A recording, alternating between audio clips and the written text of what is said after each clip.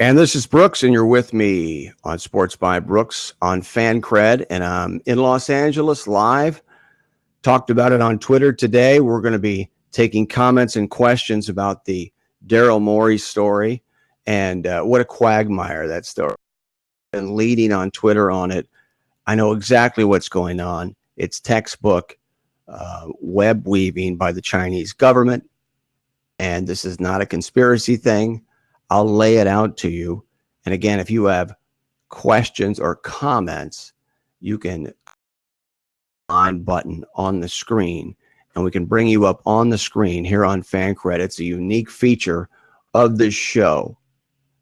And so we're going to focus on that, but we're also going to bring you one of the best NFL writers there is, Charles Robinson, who is going to join us to go around the NFL.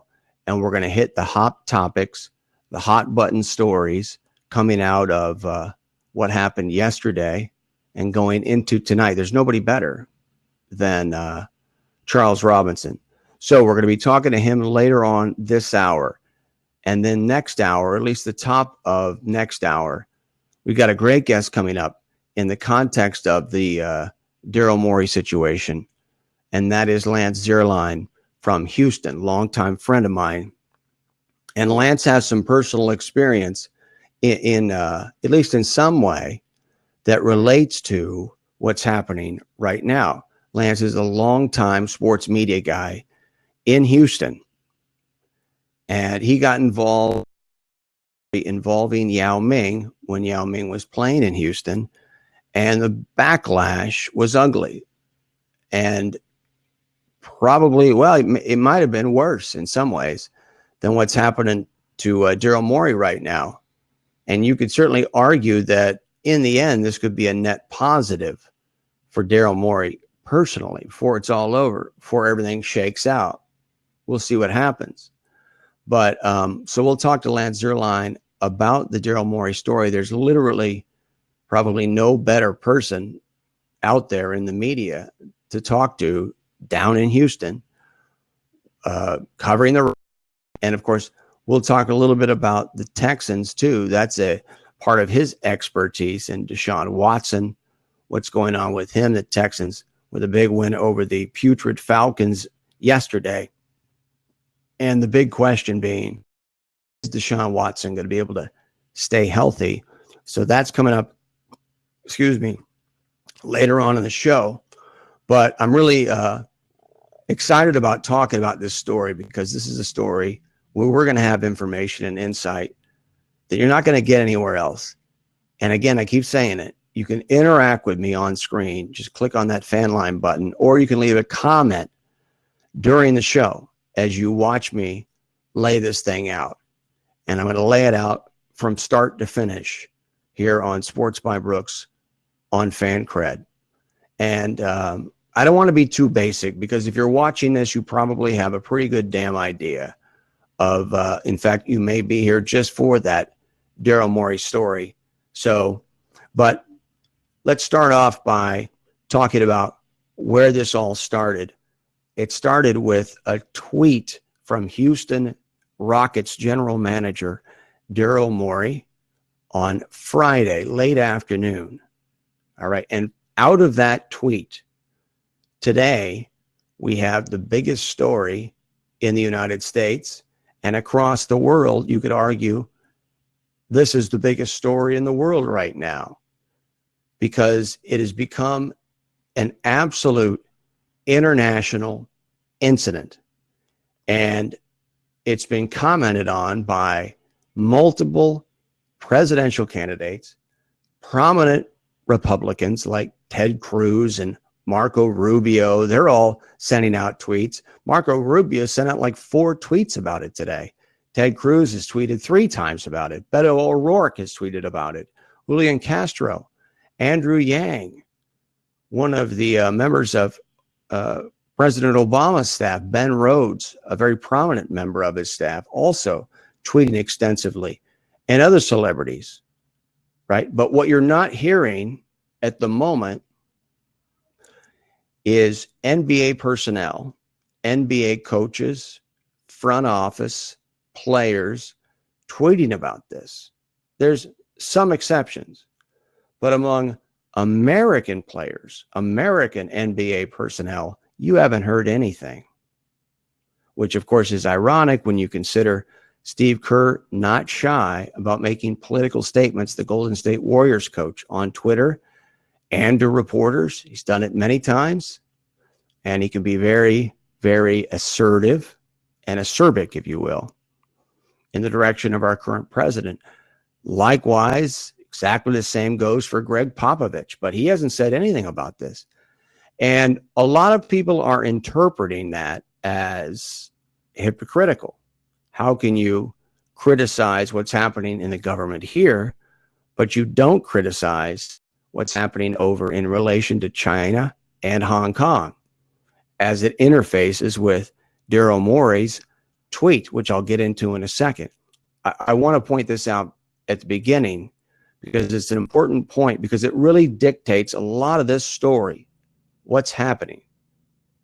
Because you have people in country right now in China. LeBron James is in China right now. All right. The Lakers are in China right now. They're going to play 2 games this week in Shanghai. You're not hearing that from any sports media outlet or outlet at all. You're not hearing that on the talk shows. Rachel Nichols, who's on ESPN, one of their best talents, the host of NBA Jump, she's in China. She's going to be a Jump beginning tomorrow on ESPN from Shanghai with analyst Richard Jefferson in China again. And of course, you've got the Rockets in Japan playing the Raptors a couple of games this week. So that's really an important part of this story that's being completely left out.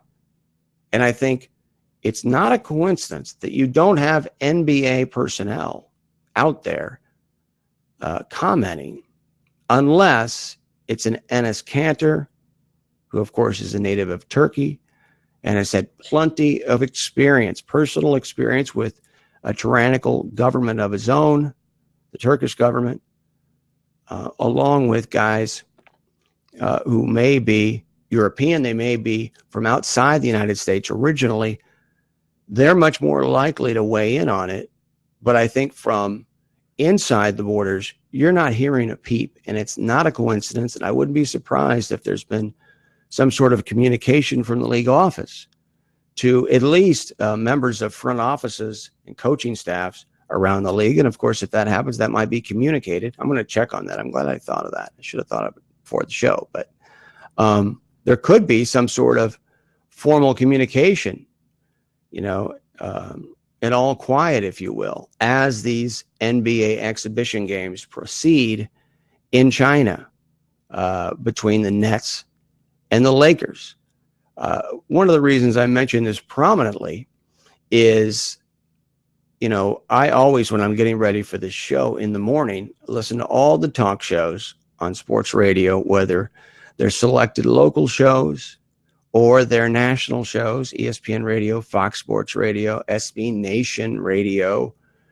And for instance, today I listened to 97.5 Houston, that morning show with Lance Zierlein, who's one of the co-hosts, and he's going to be on the show later on.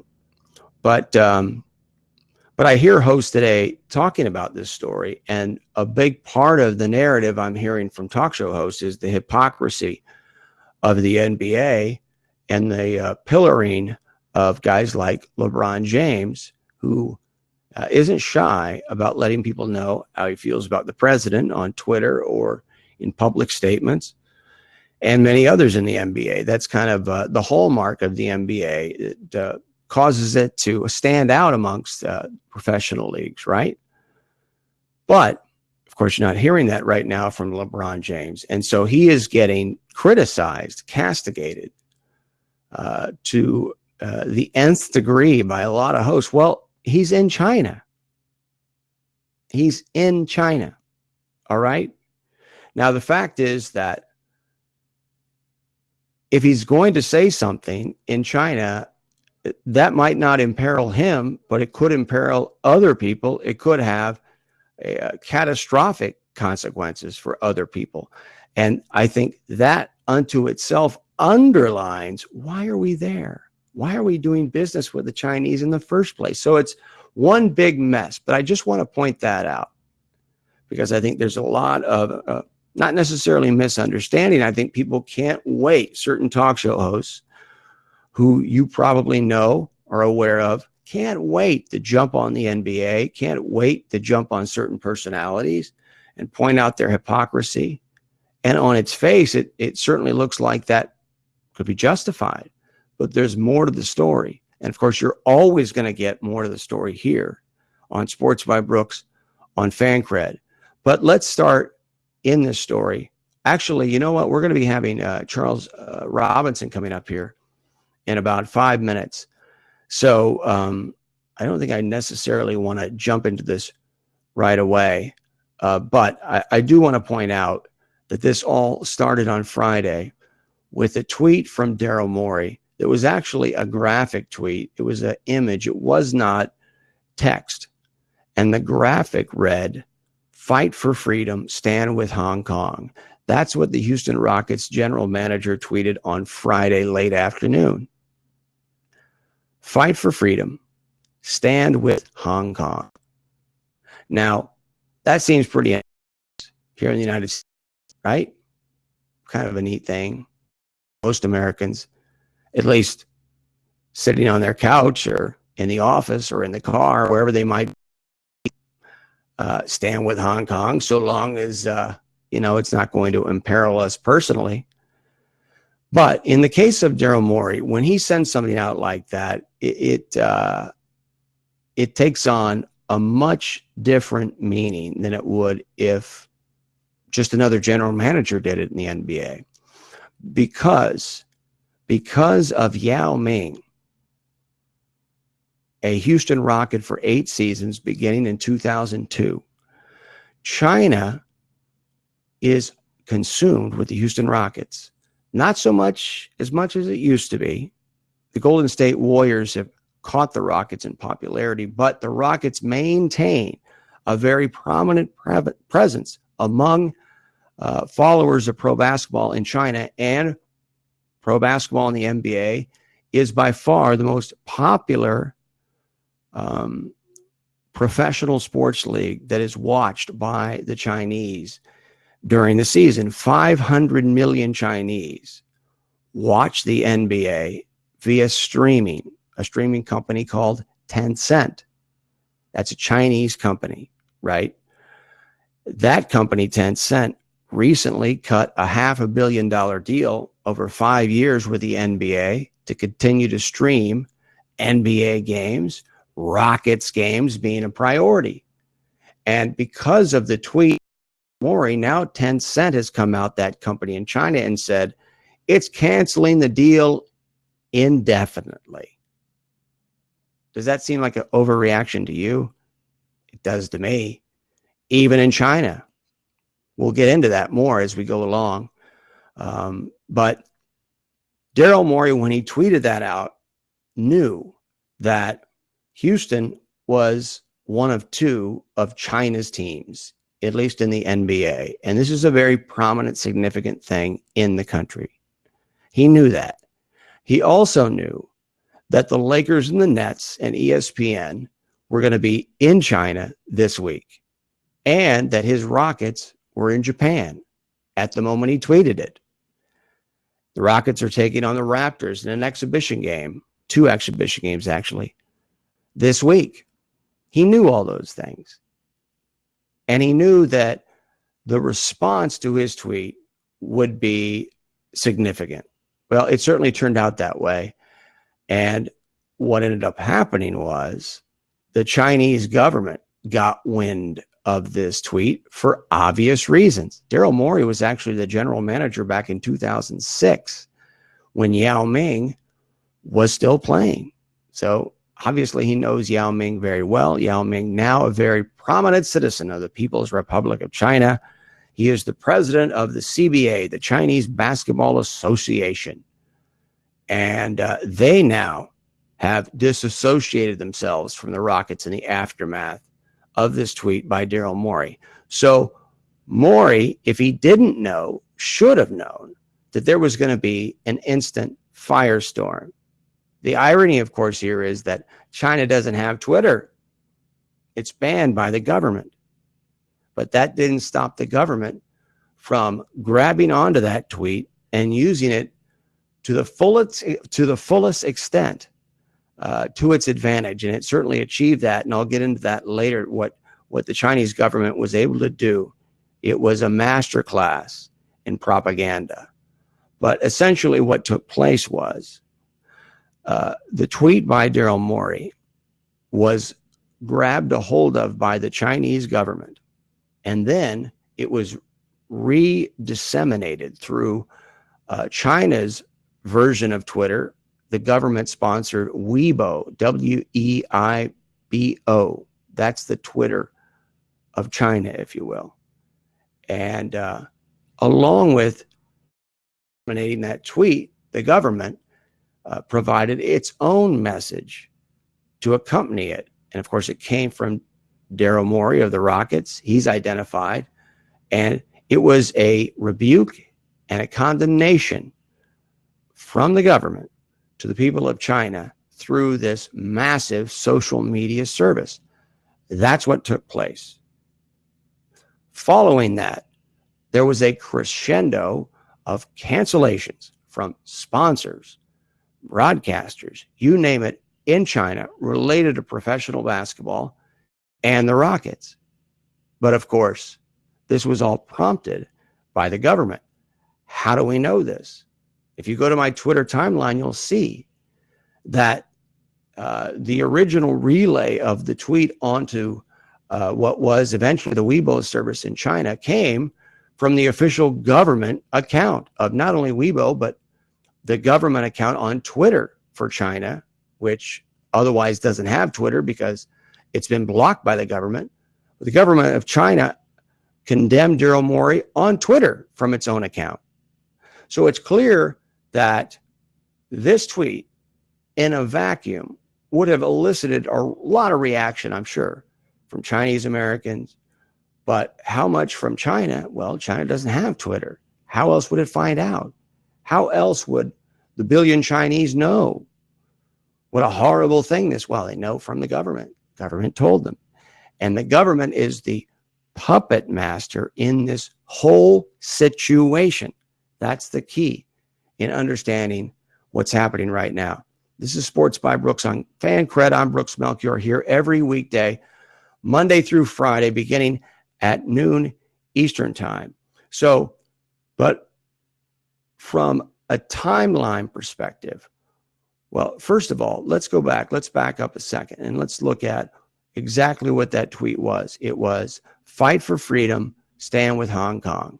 Why does that matter? Why would it cause this enormous backlash, right? Not really an organic backlash. It's being portrayed like that. We don't even know if it's a huge backlash inside of China. We really don't. Of course, the media takes it as gospel and reports it as fact. That's the problem. But because the media is in business with China, ESPN's over there. What are they going to do? It's like the Olympics. I mean, we're all in the same boat. I'm in the same boat as you. We're all signing off on this. Understand that. I'm not on my high horse here. I'm not condemning the media.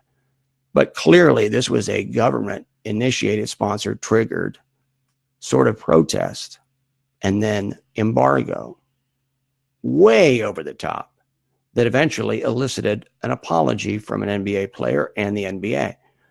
But why might this cause the government to do what it did?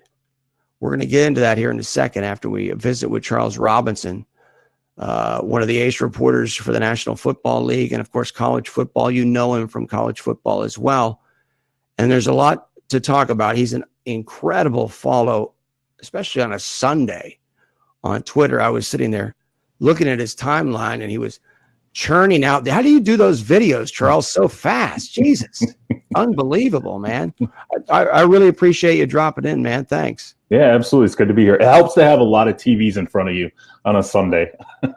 So you did a lot of stuff on particularly on the Packers and the Cowboys. What was your takeaway from that game?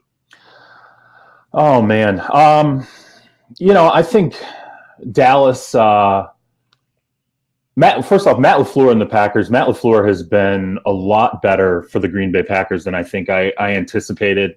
I thought it was interesting when the Packers hired Matt LaFleur away from the Tennessee Titans. I had a chance to call somebody in Tennessee, and I said, how's the organization taking it? And his response was, like, okay. Wow. We're exactly a vote of confidence. Yeah, in the Packers, right? Yeah, they were a little surprised. It wasn't like they disliked Matt LaFleur, but I think that they were a little surprised that he landed the job. Not that he interviewed, but that he landed the job so quickly. And he's worked really well with Aaron Rodgers, which is, it's interesting because when you watch their interactions, Rodgers is a very active guy in terms of the flow of information with his head coach. There's a lot of talking. There's a lot of back and forth, which there's, over the years has been a lightning rod topic with Rodgers. But Matt LaFleur clearly seems to be handling it pretty well. Offensively, defensively, it looks to me like it's a better team than it was last year. But to see what they did to Dallas, jumping out to a 31-3 lead, I mean, just abusing Dallas on defense. Running the ball. I mean, Aaron Jones went crazy. Like, Dallas couldn't seem to stop anything.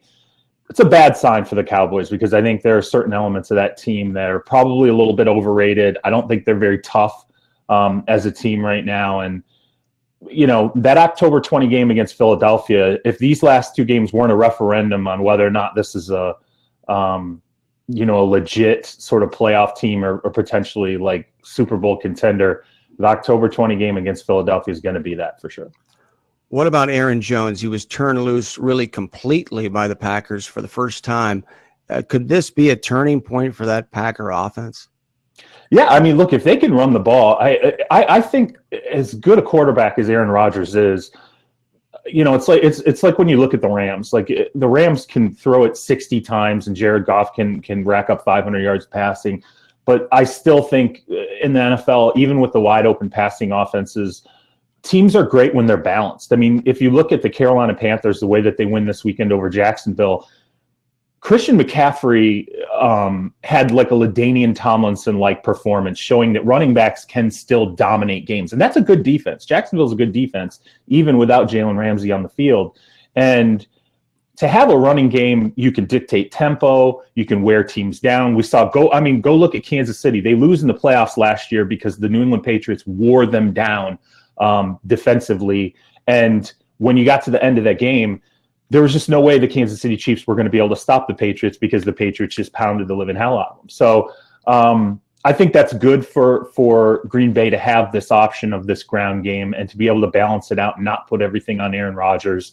Now he's going to still have to get his. It's Aaron is who he is, but the Packers to me are probably one of the more surprising. Probably the Packers and the Bills, I think, are probably the more surprising teams to me the first 5 games. We're visiting with Charles Robinson of Yahoo Sports. Is Jason Garrett a Super Bowl winning coach? Pause. In other words, no.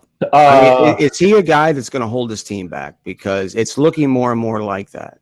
Yeah, I mean, the point I kind of made, I ended up writing about them yesterday, and the point I kind of made that frustrates Dallas fans is when you get a team like this and they're unquestionably talented. They're absolutely a talented team. I would say their 2-deep roster is probably top 5 in the NFL in terms of the overall talent. But the defense isn't functioning the way it should function. The offense, again, it's imbalanced. They're not running the ball the way that they should. They're learning what offensive coordinator Kellen Moore can do. Brett Maher's missing kicks. There's penalties on special teams. All of these are indicative of a head coach having to sit down and go, okay, we have a litany of problems 5 games in, and it's now on me to program the buttons the way they need to be programmed to get this all worked out. Like, I can only delegate authority so much before I start to reach into some of these units and ask for the changes to be made that need to be changed to need to be made. Jason Garrett has not historically done well with that. And I think that's what drives Dallas Cowboys fans nuts, is that this just isn't going to be a guy who's this ultimate motivator, this, I'm going to hold everyone accountable and you need to get it together, to sort of pull this team together. I mean, it's the conversation we've been having about Jason Garrett now for years and years. And I think it's why every time Sean Payton wasn't signing a contract extension, there was this question of, is Jerry going to go and get Sean Payton when he has an opportunity? I think when you're wondering about Jerry Jones's influence on the team, that might represent, Garrett might embody kind of the last vestige of Jerry Jones' is it safe to say active participation and influence on the team? Yeah, I would say he's always gonna have his hand in the pie. No, I think, look, he's definitely removed himself. Like, it's interesting that over the last few years, you've sort of seen the rise of his son, Stephen Jones, who's the CEO. He's really become, when there are deals that need to be cut, you go through Stephen. A lot of the money to get through that door, you have to go through Stephen and his cap guys. And he's a very difficult negotiator. When you talk to agents who deal with the Cowboys, they'll tell you he wants wins at the negotiate. He's very difficult to deal with. There's a lot of, there's some stubbornness that takes place that maybe wasn't there under Jerry. So it's not like it used to be, where it was just like Jerry was like the ATM machine. All you had to do was open the door to his office. But in terms of the personnel moves, again, I think this is Will McClay. I think it's Stephen Jones. I think more of that has sort of moved off Jerry. Jerry has this yacht. It was this is kind of indicative of where Jerry's at. In the middle of the Ezekiel Elliott thing in the summer, when it looked like it was sort of moving month, for lack of a better term, when really things had to be done, Jerry was on his yacht, like in the Mediterranean. Stephen Jones was handling a lot of that, and Jerry was being what he is at this stage of his life, a billionaire owner who's enjoying himself. So I think he's a little more removed. But as you said, in terms of last vestiges of his control, I think his backing of Jason Garrett is very much part of that. But hey, he didn't give Jason a contract extension. Right. Well, that's part of the problem, though. He looked like a guy who was coaching on a 1-year contract. But we're visiting with Charles Robinson of Yahoo Sports.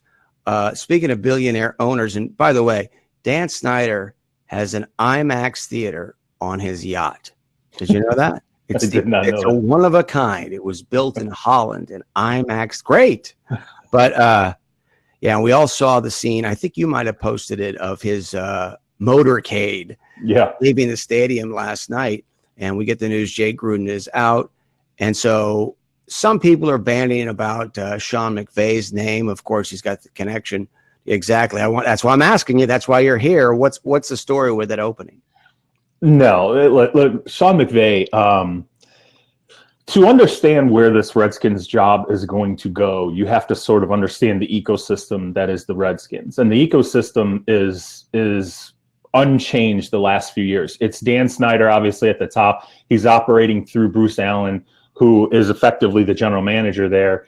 And what Bruce has done, particularly the last few years, when you look at this team, he clearly holds the purse strings. He tries to, get wins at the negotiating table, I think, to sustain his position under Dan Snyder, to continue to be useful to Dan Snyder. However, he has not been good at building the Washington Redskins. The coaching staff's not adding the players. If anything, maybe Dan Snyder needs to use that IMAX to watch some film to understand what some of the problems are with his roster. But, look at Dwayne Haskins, a good example. Bruce Allen drafted Dwayne Haskins, and he did it despite the fact that Jay Gruden was like, look, this is not my preferred type of quarterback. Okay. This is a kid who, knowing through all the draft preparation, was going to walk in as if he had arrived, not as if this was a step for Dwayne Haskins. He was coming in thinking, I'm a corporation. I'm going to be the guy. I'm going to be the centerpiece. And the first thing Jay did when he walked through the door and said, look, man, you're the bottom of the depth chart. You're going to have to earn this. I don't care where we drafted you. And I think that was a little jarring for Dwayne Haskins to deal with. And, so I think that opened a chasm between Jay Gruden and Dwayne Haskins from the start. But the kid's not ready. He was never ready. He was never going to be ready. And Jay Gruden made sure that the kid didn't see the field.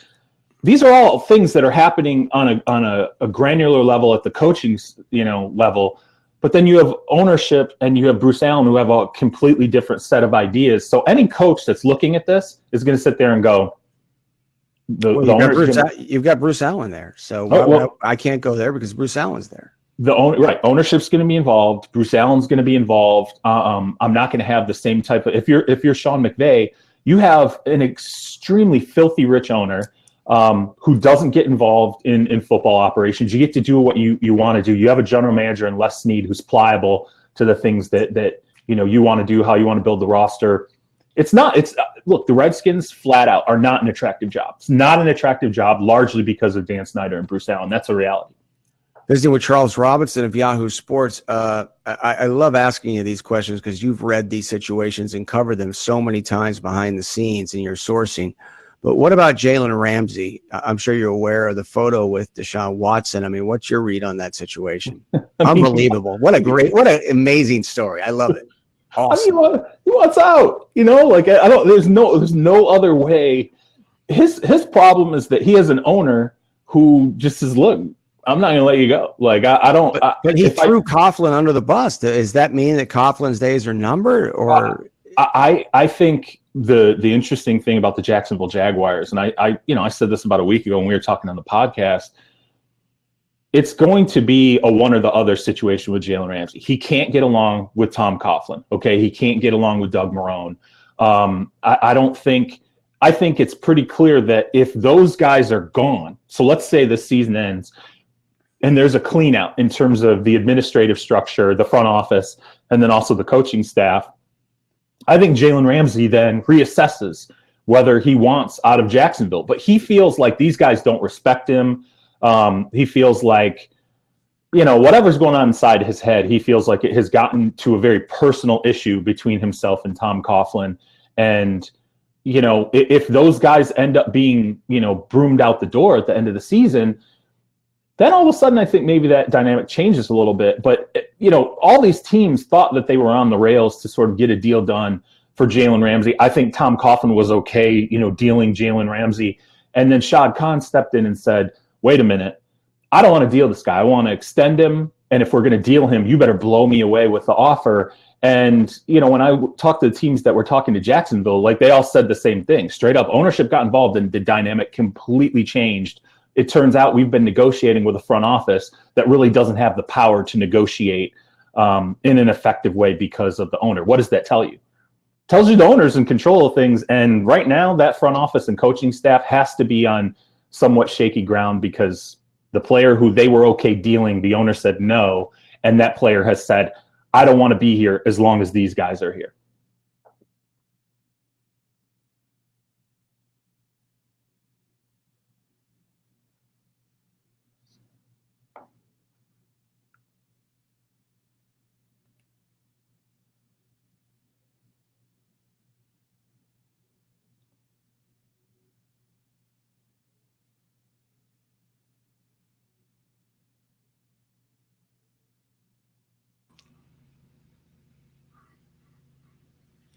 Oops. Whoops. Sorry about that, Charles. No, it's okay. Technical difficulties. My computer just decided to leave the building. So we want to try to get that up there and keep it up there. But it just swapped out my camera when it came back in. But I wanted to ask you specifically about or to take a look at the Diggs situation. And can you compare, as I work on the camera, can you compare that to the Ramsey situation, or is it comparable? I don't think it's comparable because I think that Diggs, it's more a matter of production. Diggs is it's interesting because I had a chance to talk to Stephon Diggs in July. He was out in LA shooting a commercial, and I had a chance to talk to him out there. And he is I don't want to box him in the typical diva wide receiver category, but he is someone who's very much going to let you know what he thinks. He's very much going to talk about what his role is in the offense, what his expectations are. He was operating under an offensive coordinator and John DeFilippo to start last season in which, hey, that the volume was going to go to the wide receivers, and I think he really liked that, and he fashions himself as being one of the best wide receivers in the league. To be completely honest, I don't know if he'd agree with this, but it's what my assessment is. I think it bothers him that he sees guys like Odell Beckham Jr. and Michael Thomas and before he wilded out, Antonio Brown, were all these guys who were talked about as being these elite level receivers, and they got all this shine, and Stephon Diggs didn't. I think that does bother him a little bit. So to me, I think the easiest path to placating him is just to open the offense up a little bit, which Mike Zimmer, the Vikings coach up until now, has kind of stepped on his offensive coordinator and said, look, we're going to run the ball. You saw in the first quarter, it kind of went back to the John DeFilippo days. They opened it up. They threw it quite a bit. I think he's fine as long as the offense, you can find a little more balance and you're getting him the ball. I mean, do they have the capacity to do that, though? Yeah, absolutely. I really do. I think they do. I just think Kirk Cousins has caught a lot of flack, and he has deserved some of it. Like, he's missed some big passes. I think he's been reticent at times to let go of the ball for fear of making mistakes. But the truth is the offensive line hasn't been great. You drafted a first-round pick who's your center, who's struggled a little bit. Dalvin Cook has been bad in pass pro at times. Kirk's gotten nailed on blitzes because Dalvin Cook has not picked them up well. And then I think also you have an OC and Kevin Stefanski who sat there and said, Mike Zimmer wants to run the ball. He wants to protect the defense. He wants to do all these things that John DeFilippo wasn't doing. So he's kind of pulled the reins back a little bit. I don't think it's all on Kirk. I think this is actually a collective issue. And I think it's a collective issue for Diggs as well. He's sitting there going, man, this offense, we were a high volume offense. We were throwing it around. And now that's completely changed. I think if you go back and you look at that first quarter, granted it's against a poor, Giants team, but if you go back and you look at that first quarter, you can see they're still capable of throwing it well. Kirk's still capable of pushing it down the field. You just have to alter what you're doing offensively a little bit more than the run attack that Mike Zimmer wants. You've been covering an interesting story that I think now has suddenly become off the beaten path, but Antonio Brown, you've been following that and did a story about the deposition that he was involved with. Describe that situation and where we are with him. Yeah, it was wild. It's a completely different case. It's not germane really to anything as far as the NFL or the personal conduct policy or anything like that. But, he had a luxury high-rise apartment in Miami that allegedly he trashed. And, there's video of stuff like flying off the balcony and just a completely wild situation. He ducked a deposition forever on this. Right. And finally, the court stepped in and said, you got to go. This is a court-ordered deposition. You have to show up for this deposition. He showed up to the deposition. It did not go well. Like showed up late. Where are the cameras? Where's the reality show when you need it? I mean, this is a real freaking thing. Yeah, and it was a videotaped deposition, and the funny thing is the opposing counsel was so pissed off about how this went that he filed a motion basically saying, he needs to be sanctioned. How about giving us a default judgment? How about he pays all of our fees for just a laundry list of things? And in the process, he said, here's all the things he did. He was chanting during the deposition. He was counting down during the deposition. He, was belligerent. He was, and then the best part of it is at the end, it's Antonio Brown gets up, leaves the deposition, and his lawyer, who I'm assuming was Darren Heitner, who's his lawyer, waits a few minutes and then gets up and leaves the room and then comes back and is like, he's just not coming back. he left. And you're like, wow, this is a pretty wild. And what I think is interesting about this is it's about a luxury apartment. It's about some furniture. It's about, $100,000 lawsuit. Eventually this sexual assault civil suit that's been filed against him, he's going to have to sit for a deposition in that. And those questions are going to be far more uncomfortable. Right.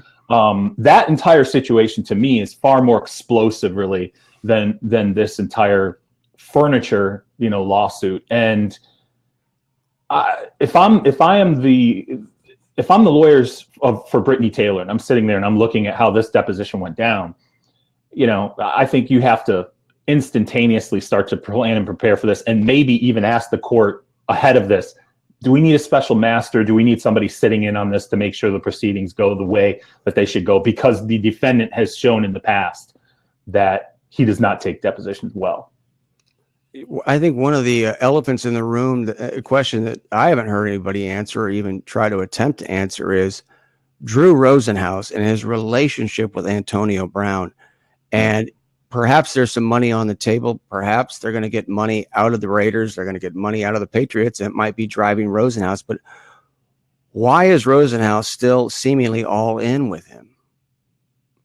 That's $1 million question. That's a psych 101. I don't know. Like well, he's a South Florida guy. They're both South Florida guys. Is that part of it? I mean, I think when you talk to people who are close to it, but also have more of a global view of not being connected to Antonio, maybe not being connected to Drew, the way they describe the relationship is that Antonio kind of looks like Drew's like his last rock. He's the last harbor in the storm. And Drew sort of relishes that position. And in a weird way, and probably in a somewhat dysfunctional way, that is a power position.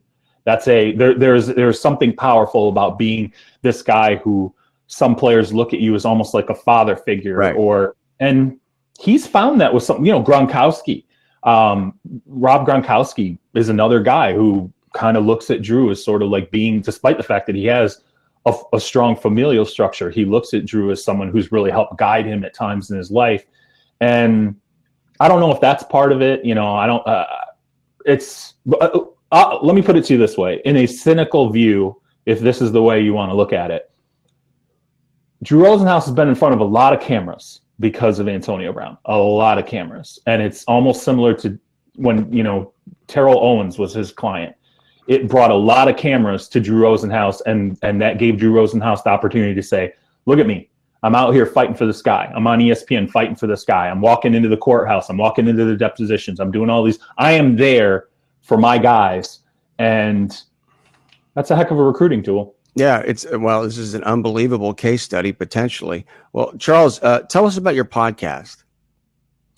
Yeah, so we have something called the Yahoo Sports NFL podcast. I think we're 10 episodes away from our 100th episode. So awesome. We're enjoying it. It's great. Myself and Therese Paylor. Audience has grown. We've had it for about a year. We've tripled the audience in that time. So we're pretty excited about what we've been able to do. But, so we do it.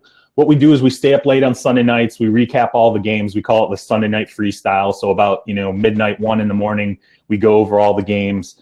And so people have something to digest on Monday. And then we also have a Wednesday one that kind of looks at the middle of the week and, sweeps up all the particles that settle on Monday and Tuesday. Well, you get all the scoops from you, man. You do great reporting. I can't thank you enough for taking the time today. Thanks so much. Flattery will get you everywhere. Well, keep up the good work. We'll talk to you again soon. Awesome. Thanks, Brooks. I enjoy it. That's Charles Robinson. You can find him on Twitter. It's one word, Charles Robinson, and he's among the very best. He's relentless, a former longtime investigative reporter. And so when we're talking to him and he's talking about these things, it's not a topical, superficial thing.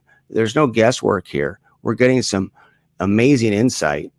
And so he's a great guy to have on, especially on a Monday. So we're now going to switch gears, I believe. Cam, are we going to bring Stephen up? Is that the plan? Yeah, let's do that. So we talked about this story last week about Ron Prince at Howard. And there's now an investigation, from what I understand, at Howard University involving the head football coach at Howard, Ron Prince, and a guy who's been on the cutting edge of this story, Stephen Gaither from HBCU Game Day. I think is someone that is extremely notable as it pertains to the story and the investigation of Ron Prince at Howard. Stephen, I appreciate the time. Thank you so much. Thank you for having me on anytime. So what's the very latest on that story?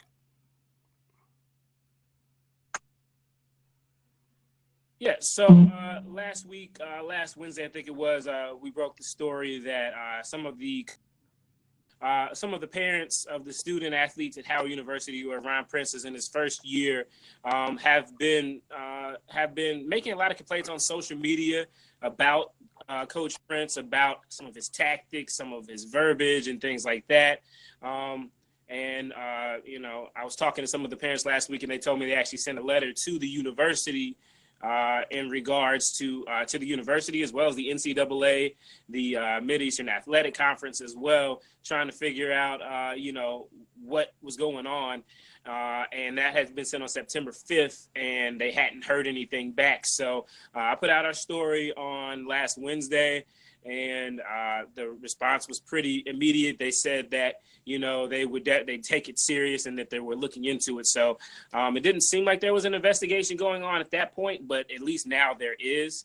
So it's something that, has been brewing over the last couple of weeks. I had been seeing the chatter online, and then some folks from Twitter contacted me, put me in contact with some parents who were pretty apprehensive about, to say the least, about where their student athletes and their young men are as far as their psyche under Coach Ryan Prince. Howard is actually starting to lose players now, players that are transferring out or in the transfer portal, if I understand correctly, and one of the top players really in all of HBCU football. I mean, what's the story there? What's happening?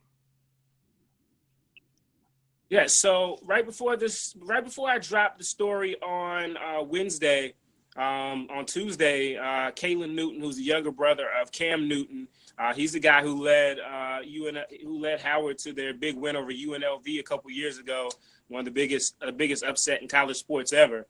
As a freshman in his first game, last year he was the MEAC Offensive Player of the Year. Was expected to be a Peyton Award candidate in the FCS.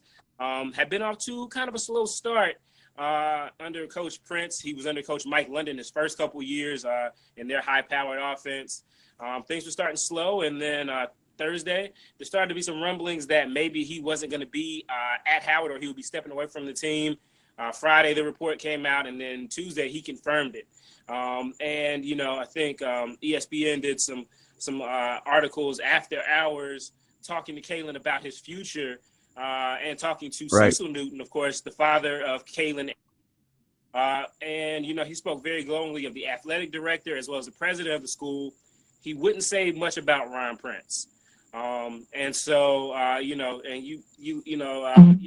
to Ryan Prince coming into this year, I interviewed him at the MEAC Media Day.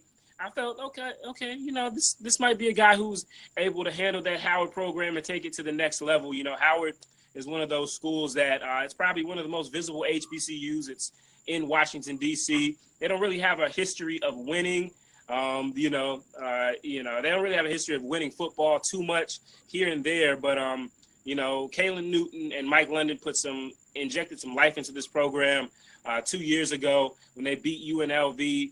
And there were hopes that they would maybe make that run to the Celebration Bowl, the big-time bowl game that ESPN has. So, it's a big blow losing him. Not only was he great on the field, but he was a great ambassador for Howard and HBCUs as well. HBCUs, used to have the first crack at a lot of the great talent in the African-American community, and that's long since not been the case. But Kalen was a guy who maybe a little bit overlooked, maybe a little bit undersized. He came in and led them to a win over an FBS school early, and they're thinking, hey, maybe we got something here. And he's, he's just really the quintessential Howard guy, academics, good looking, all of that stuff. And to lose him, I think that maybe opened up some eyes to some people, or at least maybe they would consider it a little bit more. Because, he basically had the campus and the HBCU world in his hands, and he decided to leave after, just a couple games. That really speaks volumes. We're visiting with Stephen Gaither of HBCU Game Day. Describe some of the allegations, Stephen, of abuse that are being leveled at Ron Prince. Yeah. Talked to a couple different parents, some of the same things, so they opened the season with a 79-0 loss to Maryland. After that loss, apparently according to the kids, according to the parents and the kids, he told them that, that he was accusing them, maybe somebody with some point shaving was going on. I think that was something in his Kansas State days. That was something else that's similar. He used that similar terminology. There's also a story where He comes into, he's in a meeting with the guys, and he stands up and says, "Which one of you guys is gay in here? I know somebody's gay. It's okay. It's all right. I want to be the first gay team in America." And so, what the hell? that was something that very, very, very off the wall, but there were a couple people who recounted to have it, hearing that secondhand. And just, there's, I think the feeling was also that he felt like of course, any new coach is going to want to bring in his kind of players and things like that. But I don't know. It seemed like, I had a couple parents tell me, they said, "Hey, my kid's not going to the NFL. I'm not worried about that." But, he is, they are worried about the psyche of their young men. And I heard that from a couple of parents. So that's their story. I did make sure that I reached out to Coach Prince as well as the university. Coach Prince didn't have a comment for us. The university, of course, later said they would be opening an investigation. There was, so it's been a rocky start for Coach Prince, to say the least. And then they had their much hyped game against Harvard's first ever game against an HBCU, very much anticipated, and they lost 62-17. So again, a rough start. So they are 1-5 right now, heading into the meat of their schedule in the MEAC. I'll actually be at Howard this weekend, so that'll be interesting. But it's a tough story because Howard, rightfully or wrongfully, is one of the few HBCUs that has that type of visibility. So when it happens there, it definitely gets a resounding. What's the current state of things? Have the complaints abated? Are you continuing to communicate with some of the people who have made those complaints? And if so, what are they saying? All of the parents that I talked to, and of course, obviously, the more that you can get stuff like this, you can get people to put their names to it, the better. But all the parents kind of told me to a man that said, hey, they're afraid of retaliation against their young men. They're afraid. They said, hey, if they get their scholarships pulled, they don't have $53,000 to keep their kids in school. So I've told them that the lines of communication remain open to me. The lines of communication remain open for Coach Prince and Howard. Howard's been very transparent with me and quick to get back with me. So, I continue to do it. I'm not, I just want the facts to come out. The investigation will be what it'll be. And hopefully, they can get some things resolved, because there's a lot there. Howard had a lot of momentum heading into this year and over the last couple of years. And, it's a shame, but I think, they either need to get this cleared out one way or another. Either it's, not as bad as people are making it out to be, and Coach Prince needs to be able to do his job, or, maybe they're going to have to look at making some changes. But he's in the first year of his contract as well. So a lot of variables going out that way. Of course, they say winning cures all. So maybe if they were 5-0 or 4-1, maybe this wouldn't be the conversation. There's a lot of that. But actually, the best conversations that's come from this has been with our folks on social media. There are some people that said, hey, you know what? This guy is abusive. He for whatever reason, they dig up things from his past and they like to cite that. And there are other people that say, hey, you know what? These are just a case of these, Gen Z kids being too soft to take old school coaching.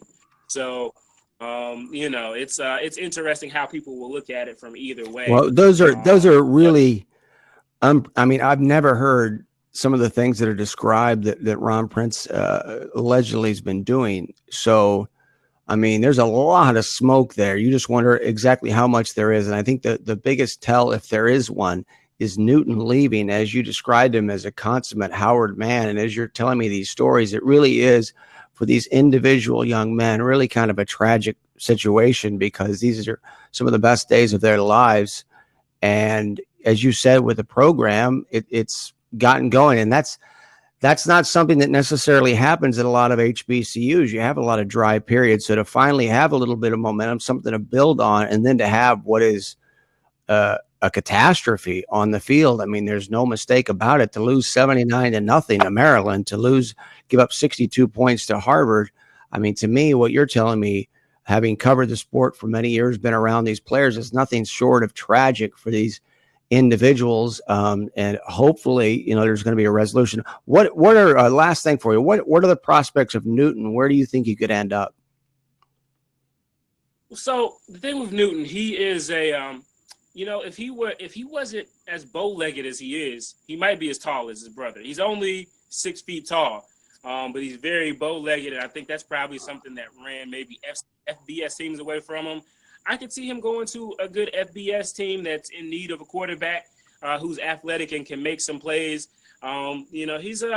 He's had now one of the biggest reasons he's probably struggled this year is one of his key receivers, actually Jaquez Ezzard, who is definitely an NFL draft prospect. He averages like 26 yards a catch over the last 2 years. He was out. I think Kalen is definitely a guy that he is a leader. I think that's his biggest quality that he has. He's a leader. He's going to be a leader in the locker room, just from what I've seen of him. And also, he's going to come out and compete and go hard. He can make some plays with his legs and with his arm.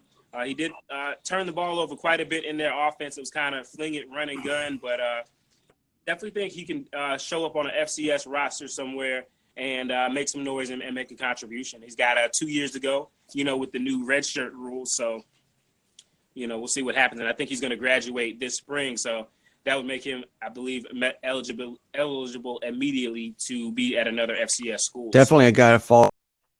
Been great job on this coverage. Keep us posted on what's happening.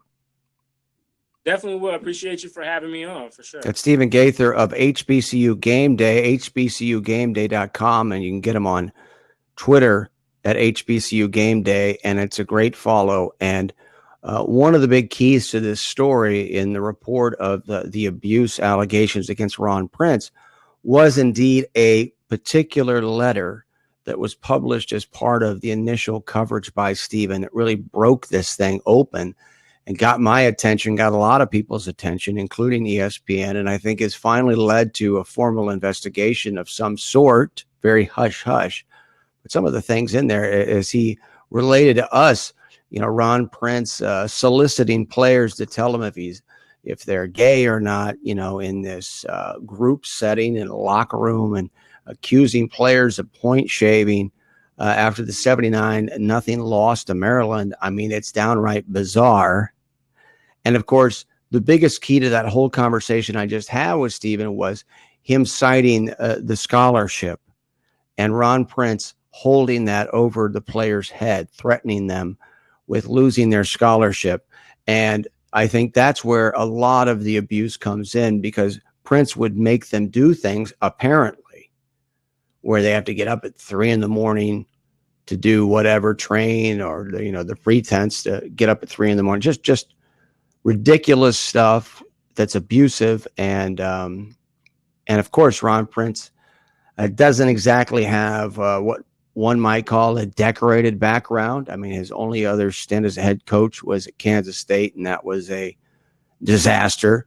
Maybe not quite as bad as what's happened at Howard, but boy, your heart goes out to those individuals and what they're going through, especially the seniors or the upperclassmen having to deal with what they're dealing with. At the very least, they're terrible on the field, and that hasn't been the case the previous 2 years. So obviously there's something wrong, and now they lose their best player in Cam Newton's brother, Kalen Newton. So it's going to be interesting to see, though, where he lands, because the guy's got a lot of talent. If I was a MAC team or a Mountain West team or something like that, man, I'd be looking at that guy, grabbing that guy, putting him in at quarterback.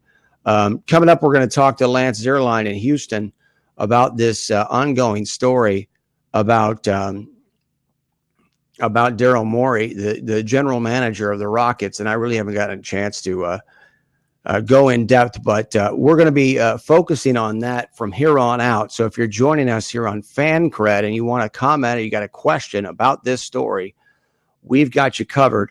And we're going to talk to somebody in Houston who has somewhat of a personal experience as it relates to this situation, dealing with Yao Ming as he did, covering him and reporting on the Houston Rockets during that period back in the mid to late 2000s. Lance Zierlein, who's a longtime media fixture in Houston. So we're going to discuss that with him here in a moment. But I want to get back to the whole story. And you know, when I look at these stories, I'm always looking, like everybody, right? It's human nature. What's the takeaway? Jesus, just get to it, right? Cut to the chase.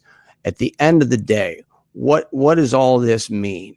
Why is it significant? Why does it matter?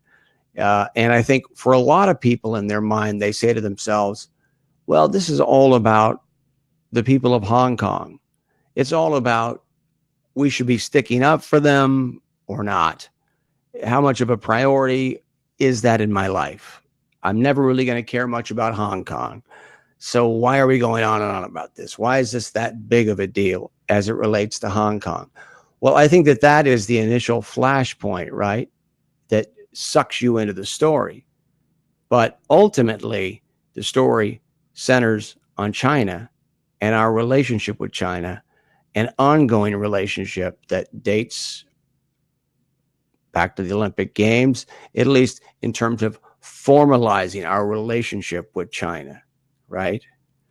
And now, when you see what the Chinese government has done in relation to this story and the role that the government has played in propagating this, what I believe to be a myth about, you know, hundreds of millions of Chinese are devastated by Daryl Morey's single tweet in which he says, stand for Hong Kong, when those Chinese people don't even have Twitter. How are they going to find out about it, right? Found out about it from the Chinese government and the spin from the Chinese government.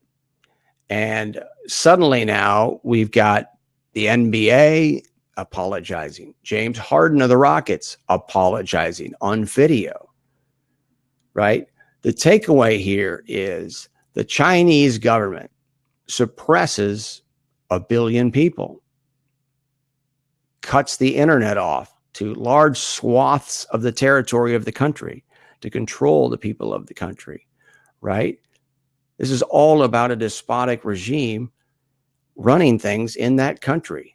So how are they going to continue to control that country? What can they possibly do? They can only suppress those people. And I'm not saying everybody's suppressed. Obviously, people are doing very well there financially now. It's a quasi-capitalist system, right? But I mean, it's a much different place than it used to be. I'm acknowledging that. I recognize that. It's a modern society. Believe me, I realize that. They're not in the dark ages. I get it. But everyone is under the government's thumb. And to think that everyone is cool with that is ridiculous, absurd, ignorant. So how are you going to motivate the people of China, whether they're rich or poor, to stay in line, stand in line, you know, buy into this soft tyranny or hard tyranny? I think there's a lot of hard tyranny there that we don't know about. That's one of the big problems. And this particular case is an example of how China is able to propagate that, perpetrate that, the government on the people and control them psychologically. This is an enormous propaganda win for the Chinese government as they're trying to, you know, engender loyalty of the people. How so? How is that part of this situation? By taking what Daryl Morey tweeted in support of Hong Kong, which is portrayed as this rogue, separatist, revolutionary rebellion, right? Unjust, disloyal to China.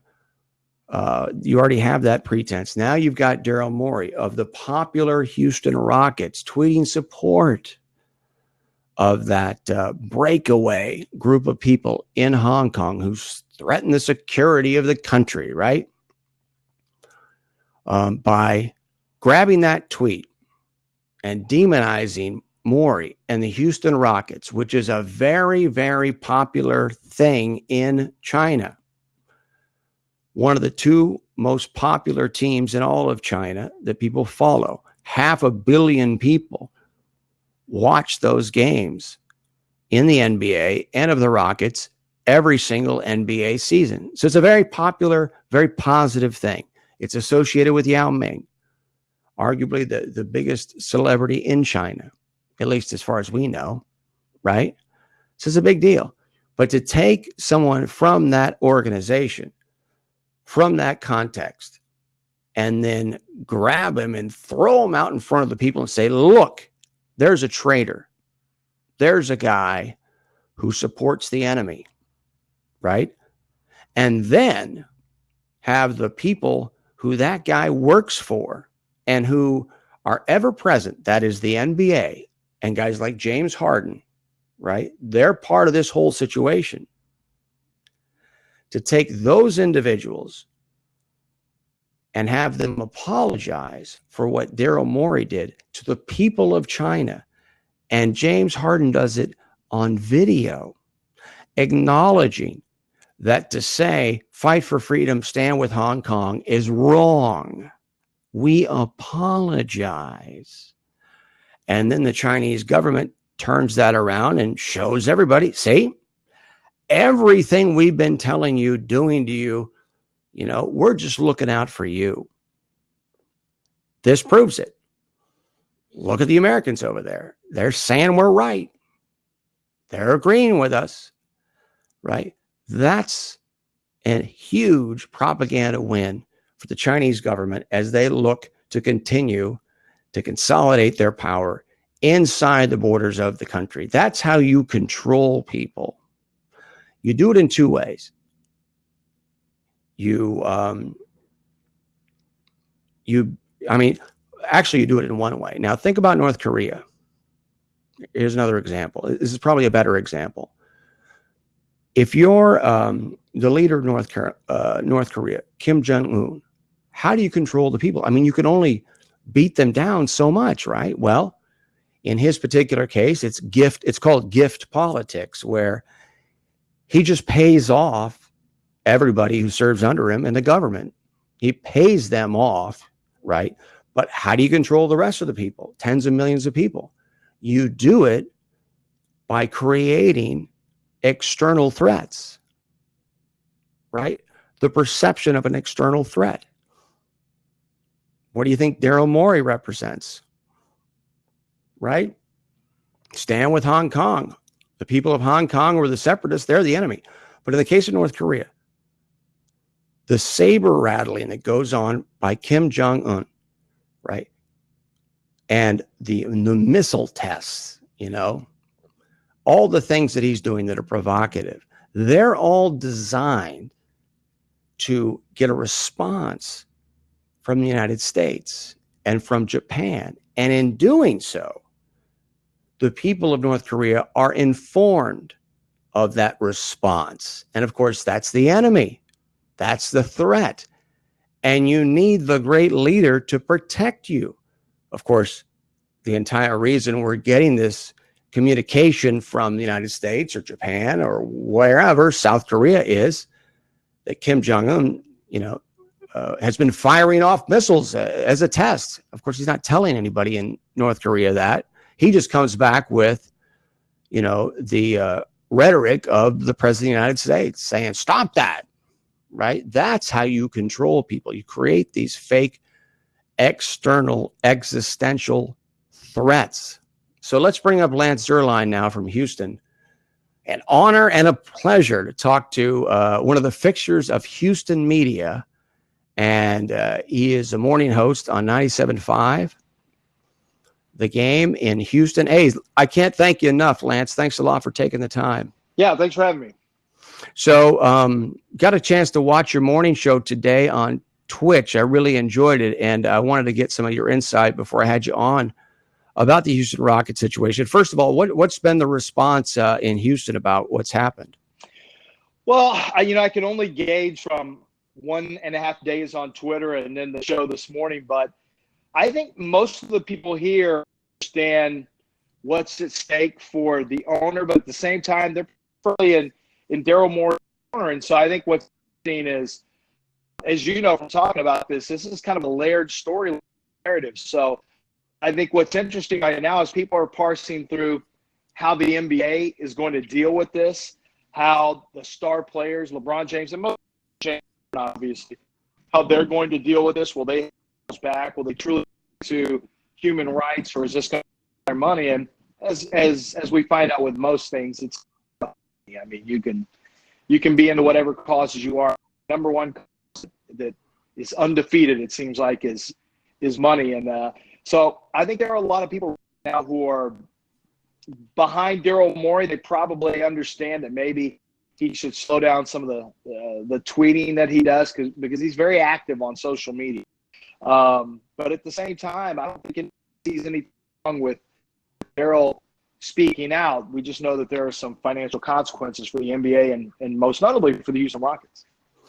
I think to get a little insight into what Morey might be experiencing now, and in my mind, Lance, I've got a big question in my mind that how Daryl wouldn't know that this was possible. What's kind of been playing out here is an experience I heard you talk about this morning involving Yao Ming. And was there an experience involving you in that situation? Yeah. Not in this situation, but somewhat similar in the past. Yeah, I wrote an article back in 2000. I think it was 2010, where Yao Ming's foot broke down, his foot issues creeped back up. It was either 2009 or 2010. And the Rockets just couldn't. It was very frustrating for Rockets fans because you had all this talent with Tracy McGrady and Yao Ming, and yet they just so rarely played together over the course of a season because of injury to both stars. And Yao had different lower legs and then his foot, and the issue with his foot being a what was considered a degenerative issue because he had such high arches. They knew he was going to break down. It was a case of when. And the frustration is that Yao continued to miss time and miss chunks. So on a blog that I had for the Houston Chronicle, I wrote that time was considered the unthinkable and consider listening to trade partners and trade options for you. That would be something that they might have to consider. And, you know, we do this we do it with Carlos Correa with the Houston Astros now. Something that comes up from time to time on Sports Talk. I blogged that in the Houston Chronicle. I was bombarded with Chinese fans, Yao Ming fans, who just, I mean, and it got really, really bad. I had a death threat, people wishing for my wife and death children. But we have a tendency to believe it's bigger. It could just been 1, 2, 3 people doing this, but it feels much bigger. But the thing that really shook me was that I got a call from the Houston Chronicle editor that Carlton Thompson, at the time that he was contacted by Hearst Newspapers, who owned the Houston Chronicle, that they had a response. They had a photo or a screen of a comment made on the blog that included a racial slur. And the Chronicle didn't believe that I did that and had their team get in and take a real close look at it and found that it was photoshopped. But that was terrifying to think that somebody could have cost me my job because they didn't like the something about Yao and potentially partners. So I was ratioed back before it was even called ratioed. Yeah, this is really amazing. And I think when you look back at the situation on Twitter and you look at the role the Chinese government has potentially played in this situation, knowing that Twitter isn't available to Chinese citizens and that what preceded all of the sanctions that have come down against the Rockets, taking away the sponsors, taking away the broadcast, all those things were preceded by what was a dissemination of what Daryl Morey tweeted from the government to the people, and then, of course, a condemnation. That's no coincidence. But I don't think people really comprehend. You do on a personal basis. That was a terrifying situation. Your life kind of hangs in the balance professionally and personally. But I think one of the problems that we have is we don't take it seriously enough. How big a role do you think the Chinese government's playing in how things are being played out in this situation? Yeah, you know, it's harder for me to say because I haven't really thought about it. But when you talk about the fact that Twitter is limited, and yet there are, if you go to Daryl Instagram, there's about 2,800. Well, it's probably higher by now. Yesterday evening, it was 2,800 comments on what was his latest Instagram post, and it's probably 2,300 with Chinese posts right. that you have killed the Rockets, you are this, you are that.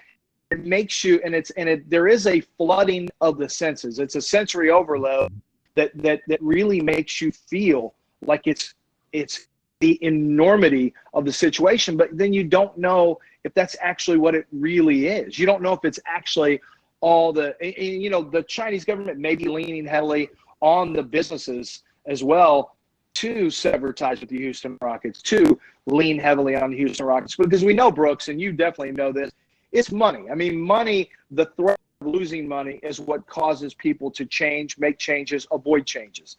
The threat of losing advertising dollars or sponsorship dollars. And so I think the threat of that and the concern for that, that's why Tillman Fertitta, the owner, came out immediately and said what he said. And that's why the NBA is so soft in terms of the way that they responded to this. And it's been interesting. I think the fans are really, I can tell you this based on Twitter and from some calls we got today, I think fans are really, this is kind of eye-opening that the NBA comes out as this human rights and social justice league, and then as soon as something happens that could impact their bottom line, they scurry away. Like it's, oh, well, now it's the same. They don't exactly have Daryl Morey's back for having a free speech commentary. Now, Daryl put the NBA and his owner, Tillman Fertitta, in a precarious situation, clearly, financially speaking, and beyond that. But it is interesting that the NBA is now kind of soft pedaling their response, and really, some people see it as kowtowing to the Chinese government. Well, my only question is, knowing that LeBron James, the Lakers, the Nets, Rachel Nichols, Richard Jefferson, and ESPN crew is in China right now, and I'm asking you, I don't know. I mean, we're all speculating. Do you think, knowing that you've got these prominent NBA people in country, that might be limiting the response from the NBA and from guys like Kerr and Popovich? That's a good question. I hadn't really thought of that dynamic. You always get the feeling that you are completely insulated from it. And yet, it's funny. I went to Cuba this summer, and it's very. You feel very uncomfortable the entire time you're there. You can see the differences. You sense that the loss of freedoms for those people. And so I hadn't really thought of that from that standpoint in terms of, I didn't realize that whole crew was in China now. It could limit them, absolutely. I will be interested to see if that changes once they are no longer in China. And as you mentioned, astutely, we may have to wait for that, but not right away. Visiting with Lance Zierlein of ESPN 97.5 in Houston. When you look at Tillman Fertitta, his situation, give us an idea of, or there's really no way. I mean, these are all abstract questions, I know, but do you think that his response perhaps is what caused this incendiary reaction? If Fertitta had not responded on Twitter in the way that he did, things might have been different, or would it have happened anyway? I think it would have happened, but maybe not on the same stage and maybe not as accelerated as it happened. Anytime the owner comes out and directly opposes the general manager in a comment and distances himself from the comment, no matter what the comment is, that's newsworthy. When a guy who's on the team has dissent from the owner, we're all going to pay attention to that. What it is. It could be about a draft pick. It could be about a player, no matter what. Because it happened to be about business interests that involved the Rockets and the NBA, and the Rockets with a long-standing relationship with China dating back to Yao Ming's drafting in 2002. So I think because Tillman came out, that really brought it to everyone's attention, and I think that and really expedited this situation becoming what it was. Yeah, I think it would have become a bigger issue, but it became an instant issue to make sure he himself. To put a bow on this subject, I mean, Tillman Fertitta has come out publicly in support of Daryl Morey. I mean, is that real? Should we just expect Daryl Morey to be with the Rockets, or is there any chance things might change? So I've heard from people who are close to Tillman that they said Tillman directly says Daryl was in trouble. He's not in trouble now. and that don't expect him to have to resign or be fired or anything like that. I do, however, think that it is human nature that if something were to go wrong for the Rockets early in the season, that maybe some of Daryl's grace period, and maybe some of Daryl's, free passes for anything that happens with bad management moves, that he may have been given a grace period. That may he may not have the same grace period he once had because of an issue like this, where the owner is clearly going to lose out on money. There's no question. And this is an owner that spent $2 billion. And part of the reason he overpaid for the Rockets is that he understood he had a unique situation where he was going to step into international money and international revenue in the Chinese marketplace. And now what he bought into, part of that is gone and has been eradicated. So I'm not sure Daryl is going to be given the same leeway that maybe he would have had this not happen. Is there a genuine relationship between Harden and Westbrook? Are we in a honeymoon period, or are they really going to buy in through thick and thin in the NBA season? I think we're in a honeymoon, and we'll see if it's extended honeymoon. I think it's been an incredible scene to see these guys so close with each other. And we have to remember they on the West Coast. They played with each other in Oklahoma City. They are legitimately friends. And Russ is a different breed. Now, Chris Paul is an old school, basketball character. You prepare like this. You have to take this seriously. And James doesn't necessarily abide by those same standards. And having Russ in there, I think, is really going to energize James. Question is going to be, how do they handle adversity when they go through their first 3-game losing streak and they can't figure out one game who takes the last shot in the fourth quarter? When one guy takes 4 straight bad shots, how does the other alpha in the room handle it? And I think that's when we'll truly find, Brooks, if this is going to be a good relationship or if this is just a honeymoon that is going to, is waiting to end at some point this season. I got a couple football questions for you, Lance. Lance Zerline is with us from Houston, 97.5 The Game in Houston. First off, there's probably no better person to ask down in Houston this question who's actually not part of the organization. But, of course, the eternal question about Deshaun Watson is, what about his health? What about that offense, the offensive line, the protection? Break that situation down, and what do you think the prospects are for Deshaun Watson to flourish in that offense and remain healthy? I think the prospects are entirely up to Deshaun when all pieces are healthy. All pieces have been healthy from left tackle to right tackle 2 of the last 3 games. And when I say the last 3 games, this is when they inserted rookie Max Sharping, who is a fantastic pass protecting guard. He was a tackle at Northern Illinois, and he has moved down to guard, and he's a really good pass protector. So the rookie they drafted in the first round, Titus Howard, they moved him to right tackle where he started last year at College Alabama State, I believe, and did a great job against Auburn in game 1 at right tackle. I mean, shut Auburn down, which is what first got my attention. So now that Zach Fulton, their right guard, is healthy again, which he wasn't in the last game, and his backup, Greg Mance, really struggled.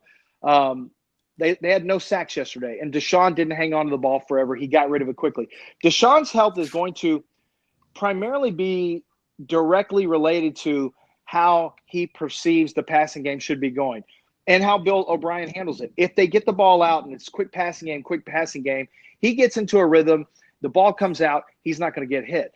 But now by his very nature, and my dad coached offensive line for Ben Roethlisberger, and it was a really frustrating time because they had offensive linemen getting blamed for all the sacks when Ben hung on to it forever. But Ben also created plays and extended plays that helped my dad win a Super Bowl ring. So it's a double-edged sword, and Deshaun Watson's always going to have some of that extend the play, make the play, make a playmaking play. He's going to have some of that. So he's going to get sacked more than other guys do. But getting rid of the ball during blitzes, finding the hot read and things like that, that's on Deshaun. And I think he showed yesterday that he was really in that zone. There were no sacks. He threw for over 400 yards and 5 touchdowns against a subpar Atlanta defense. But, man, that really it gives me a lot of hope for how this team will look with a healthy offensive line. Visit with Lance Zerline in Houston. And boy, the face of college football and college sports is beginning to change. We talk about the endorsements that are possibly out there for college athletes coming up here in the future. But what about the situation at the University of Houston with Dana Holgorsen and De'Aaron King? What's the real situation there? What's actually happening, Lance? Well, I get mixed comments on that. Here's what I believe is happening from what I've heard.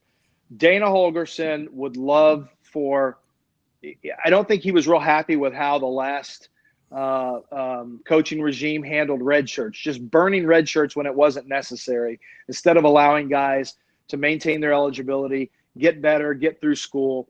A lot of smart teams use red shirts effectively. It can be very good for the student athlete. It can be very good for the future professional athlete in general.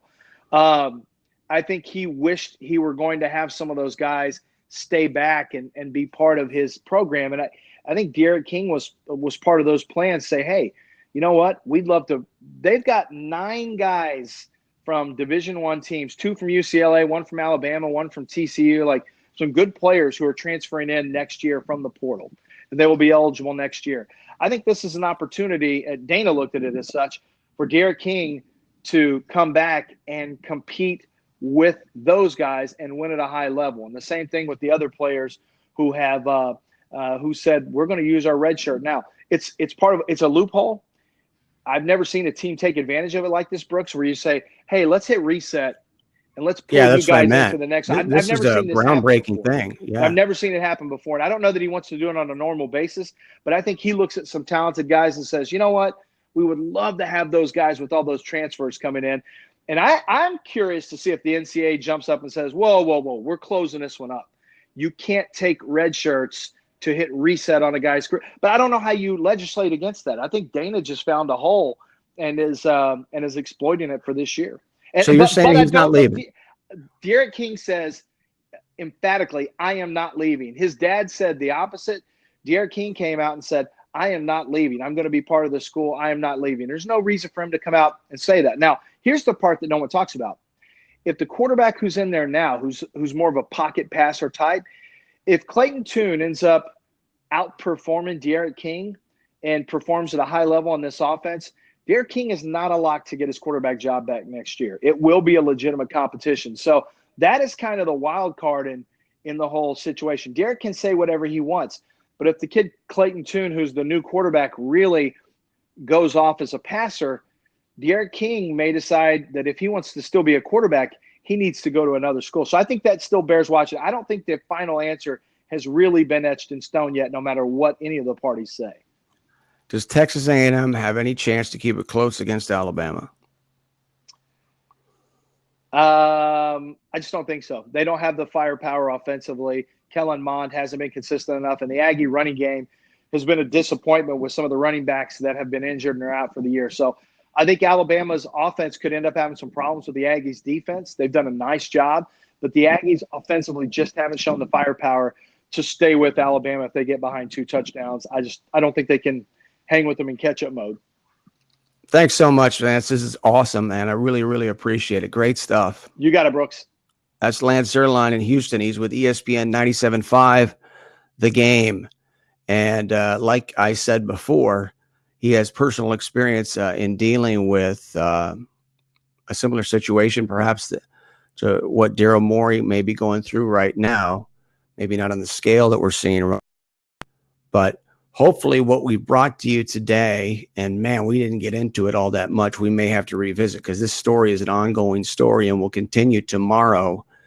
And if you're with us and you want to do comments or questions or whatever, I'm going to continue to cover this thing here on Fancred, and you will be able to join me on screen on the fan line. But I need you to stick with my Twitter at SportsbyBrooks. Of course, that's how you found out about this show, perhaps in the first place. But I've got a lot more to say about this story as it pertains to the end game, which we talked about before. The end game being that the Chinese government got over here. They're able to consolidate power within the country. Why? Because we're apologizing.